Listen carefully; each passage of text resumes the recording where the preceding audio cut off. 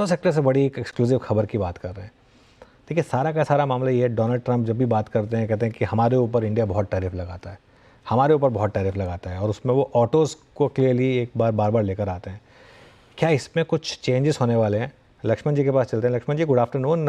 बताइए, क्या आपको इन्फॉर्मेशन मिल रही है?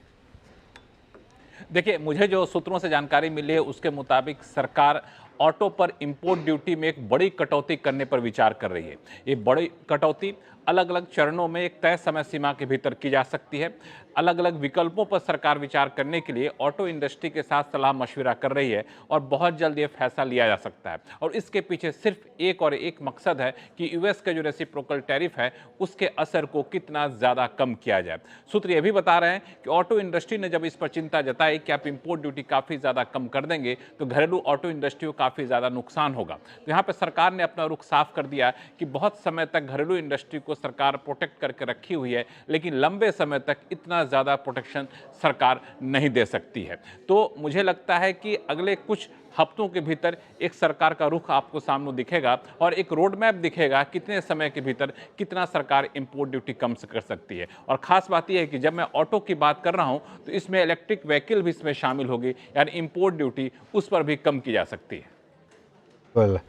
अच्छा वीरू, एक चीज़ देखिए, लक्ष्मण जी ने खैर स्टोरी ब्रेक की। लक्ष्मण जी छुट्टी पर थे, लगता है लक्ष्मण जी अभी लौटे हैं, अभी भी छुट्टी के मूड में लग रहे हैं। वैसे लक्ष्मण जी को देख के ऐसा लग रहा है और नहीं छुट्टी से आते ही स्टोरी ब्रेक कर दी लक्ष्मण जी ने। हाँ नहीं, पर वैसे लक्ष्मण जी छुट्टी में भी कामकाज पे लगे रहते हैं, उनके मैसेज। हाँ नहीं, वो तो है, वो तो मुझे पता है। हाँ। पर हाँ, अभी आज थोड़ा सा आज एकदम से अगर आप देखें, इसे कहते हैं ना, वो छुट्टी वाले मूड में नजर आ रहे हैं, स्पेशली सर कैजुअल मूड में है। पर लक्ष्मण जी, एक बात पूछूं आपसे यहाँ पे, आपने खबर तो बताई, लेकिन एग्जैक्टली एक बार ये ड्यूटी रैशनलाइज बजट में की गई थी, तो ये दोबारा होने का कारण क्या समझते हैं आप? बिल्कुल, बहुत ही सही सवाल आपने पूछा, क्योंकि ये लॉजिक बार बार इंडस्ट्री की तरफ से दी गई। दरअसल सरकार ने यहाँ पे ऑटो पर इंपोर्ट ड्यूटी घटाई थी, 100% से घटा के 70% कर दिया था, लेकिन 70% के साथ ही सरकार ने AIDC एग्रीकल्चर सेस यहाँ पे लगा दिया था 30% का। तो इफेक्टिव ड्यूटी 100% का ही रहा, लेकिन इस कदम से यूएस काफ़ी ज़्यादा खुश नहीं रहा और कहा कि इस तरह की कटौती हमारे फेवर में नहीं है, जो हम चाहते हैं वैसा आप यहाँ पे नहीं कर रहे हैं। दरअसल यहाँ पे आंकड़ों को देखें तो इंडिया जो यूएस को एक्सपोर्ट करता है ऑटो सेक्टर में, वो $2.8 बिलियन का है, और वेटेज एवरेज टैरिफ जो यूएस का है वो है सिर्फ 1.05। अगर आप दूसरी तरफ से देखें तो यूएस जो इंडिया को एक्सपोर्ट करता है वो है आपको 0.42 और बिलियन डॉलर का, और एवरेज इंडिया जो टैरिफ लगाता है वो है 24.14%, यानी 1% के बदले में हम 24% ड्यूटी लगाते हैं, ऐसा यूएस का कैलकुलेशन कहता है। इसलिए यूएस चाहता है कि आप इसमें बड़ी कटौती करिए, और बड़ी कटौती लंबे समय के अंतराल में मत करिए, तत्काल एक रोड मैप दीजिए ताकि आगे चल कर हमें क्लियर हो कि भारत में यूएस की ऑटो कंपनियां कितना ज़्यादा एक्सपोर्ट कर सकेंगी। तो बजट में जो कुछ किया गया था, सरकार उसको एक इंडिकेशन के तौर पर देना चाहती है यूएस गवर्नमेंट को कि अगर आप बैठेंगे टेबल पे तो हम और भी ड्यूटी कट कर सकते हैं, और उसका ही अगला चरण है जो मैंने खबर के तौर पर आपको बताया। बिल्कुल लक्ष्मण जी, बहुत बहुत शुक्रिया। तो ये अब आज की अब तक की बड़ी खबर।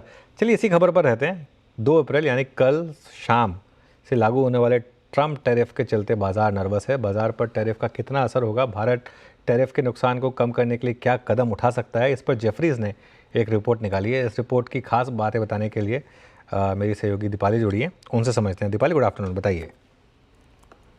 Good afternoon. और जैसे अभी लक्ष्मण जी भी बता रहे थे कि ऑटोज पर जो इंपोर्ट ड्यूटी लगती है उसको कट किया जा सकता है, ऐसे ही कुछ और स्टेप्स गवर्नमेंट उठा सकती है ताकि जो डैमेज रहे अमेरिका की तरफ से वो कम हो सके। जेफरीज का मानना है कि पिछले हफ्ते उन्होंने गवर्नमेंट ऑफिशियल्स के साथ, ट्रेड पॉलिसी एक्सपर्ट्स के साथ दिल्ली में मीटिंग की और मूड दिल्ली में उनको ऑप्टिमिस्टिक दिखाई दिया, क्योंकि जो रिसेंटली फरवरी में मीटिंग हुई थी डोनाल्ड ट्रंप और पीएम मोदी की, उसके बाद ये अंदाजा लगाया जा रहा है कि इंडिया का फोकस इसी बात पे रहेगा। रेसिप्रोकल टैक्सेस तो लगेंगे लेकिन उसका डैमेज कम हो इंडिया पर, उस पर उनका फोकस रहा है। उसके बाद हमने यूएस इंडिया के ऑफिशियल्स भी एक दूसरे के देशों में जाते हुए देखे थे। अब क्या हो सकता है, अनुमान ये लगाया जा रहा है कि डिफेंस, ऑयल एंड गैस, जहां पर अमेरिका का कंट्रीब्यूशन कम है भारत में, उसको बढ़ाया जा सकता है। इसके अलावा ऑटो, फार्मा, टेक्सटाइल, ऑटो, इन पर तो इम्पैक्ट रहेगा ही, यहाँ पर सरकार बैकफुट पे रहेगी, लेकिन एक अनुमान ये भी जताया जा रहा है कि यूके और साथ ही यूरोप के साथ जो potential trade deals India explore कर रहा था उस पर एक रैपिड डेवलपमेंट हो सकता है। अंदाजा एक ये भी लगाया जा रहा है कि जो बायलैटरल ट्रेड एग्रीमेंट यूएस के साथ होना है वो 2025 में ही होता हुआ दिखाई दे और इंडिया यहाँ पर ऑफर कर सकता है अमेरिका को इंक्रीज परचेज डिफेंस इक्विपमेंट्स का, ऑयल एंड गैस का फ्रॉम यूएसए। अभी फिलहाल इंडिया और यूएस का ट्रेड सिनेरियो कैसा है वो क्विकली बता देते हैं। अभी जैसे लक्ष्मण जी ने भी जिक्र किया, अगर हम इफेक्टिव इंपोर्ट ड्यूटी की बात करें कार्स पर इंडिया में तो वो 100 to 110% के रेंज में है। वाइन्स एंड स्पिरिट्स में 50 to 150% पर है।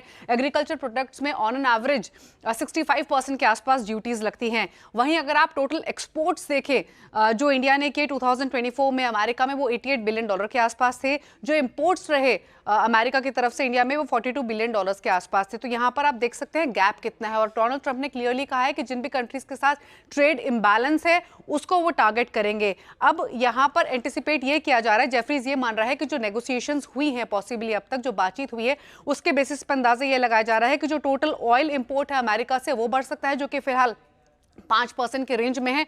दूसरी तरफ अगर हम आर्म इंपोर्ट्स देखें तो इंडिया मेजरली रशिया और फ्रांस से करता है जो कि दोनों ही देशों से 30% प्लस है। अमेरिका से सिर्फ 13% के आसपास के हम आर्म इंपोर्ट्स करते हैं। तो अनुमान ये लगाया जा रहा है कि जो आर्म इंपोर्ट्स है वो भी अमेरिका से इंक्रीज हो सकते हैं। तो इस तरीके की डील इंडिया और अमेरिका के बीच में पॉसिबली हो सकती है। इम्पैक्ट तो होगा लेकिन उसको मिनिमाइज करने की कोशिश गवर्नमेंट की तरफ से की गई है, ये जेफरीज मान के चल रहा है। हालांकि ऑटो एंसिलरीज हैं, ऑटोज हैं, केमिकल्स, फार्मा, टेक्सटाइल, आईटी, इन पर इम्पैक्ट रहेगा।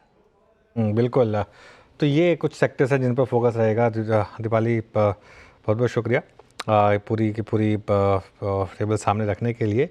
एक स्टॉक की बात करते हैं जो काफ़ी इस बीच में थोड़ा सा इस सब में भंवर में फंस गया है, वो है टाटा मोटर्स। एक बार टाटा मोटर्स का चार्ट लेकर आइए ज़रा, टाटा मोटर्स पर एक बार बात हो जाए।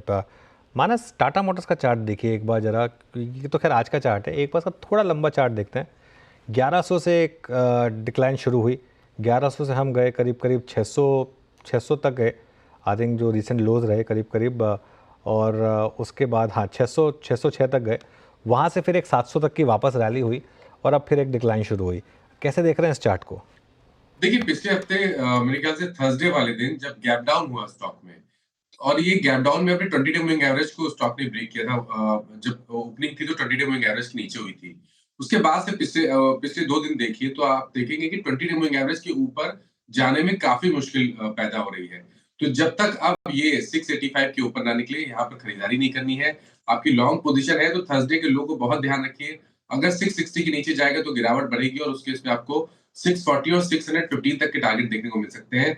इसलिए कॉशियस अप्रोच रहेगी। पोजीशन में स्टॉप लॉस रहेगा 659 का, लेकिन फ्रेश खरीदारी 685 के ऊपर ही करेंगे। टाटा मोटर्स पे ये एक टेक्निकल व्यू अगर आप देखें तो अभी बाइंग थोड़ी सी अवॉइड करनी है। बट अभी कुछ देर पहले जब ये कार्यक्रम शुरू हुआ था अभी मारुति के आंकड़े आए थे और दीपाली क्योंकि इस मंच पे थी तो दीपाली से कुछ बात करते हैं। बड़े इंटरेस्टिंग फैक्ट्स। पहले दीपाली ये ओवरऑल नंबर्स कैसे लगे और इन नंबर्स में एक नंबर और इनके एक मॉडल को लेकर छुपा है और वो है वैगनआर। क्या इस बार नंबर्स को ड्राइव किया उसने? बिल्कुल वैगनआर का कंट्रीब्यूशन रहा है और इनफैक्ट वैगनआर का कंट्रीब्यूशन सिर्फ मार्च में ही नहीं रहा है वीरेन। अगर आप पिछले कुछ मंथ्स के आंकड़े देखेंगे तो सबसे पिछले 3 महीने के स्पेसिफिकली अगर आप नंबर्स देखेंगे तो वैगनआर ने एंट्री लेवल सेगमेंट में सबसे ज़्यादा कंट्रीब्यूट किया है।